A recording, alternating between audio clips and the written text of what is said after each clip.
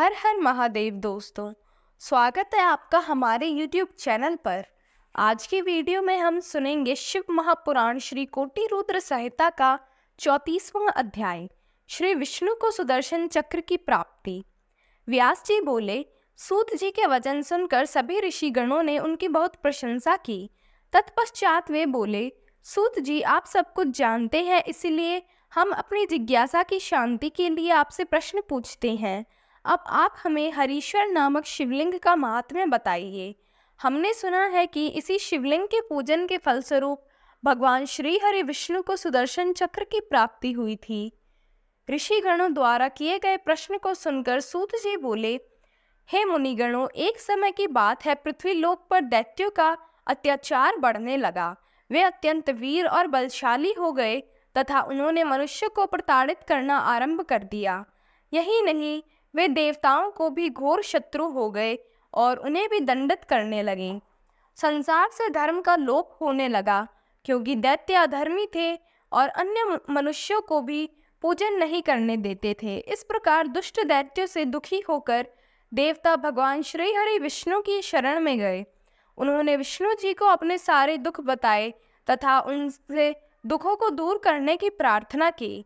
तब सब देवताओं को समझाकर उन्होंने वापस भेज दिया और स्वयं कैलाश पर्वत पर जाकर भगवान शिव की आराधना करने लगे।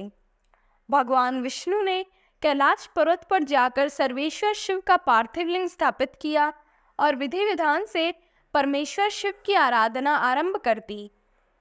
श्री हरि ने घोर तपस्या की, फिर भी शिव जी प्रसन्न न हुए।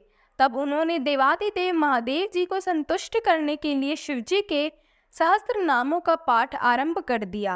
श्री हरि शिव जी का एक नाम लेते और एक कमल का पुष्प उन्हें अर्पित करते। इस प्रकार उन्हें शिव सहस्त्र नाम का पाठ करते हुए बहुत समय व्यतीत हो गया। तब एक दिन शिव जी ने भगवान विष्णु की तपस्या की परीक्षा लेने का निश्चय किया। भगवान विष्णु प्रतिदिन 1000 कमल के फूलों से उनका पूजन करते थे। शिव जी ने एक फूल छुपा दिया। तब पूजा करते हुए एक फूल कम पड़ा तो विष्णु जी को बहुत आश्चर्य हुआ और वे इधर उधर फूल ढूंढने लगे। जब फूल कहीं पर भी नहीं मिला तो उन्होंने पूजन को पूर्ण करने के लिए अपने कमल के समान नेत्र को निकालकर त्रिलोकनाथ शिव जी को अर्पण कर दिया। श्री हरि विष्णु की ऐसी उत्तम भक्ति भावना देखकर शिव जी ने उन्हें साक्षात दर्शन दिए।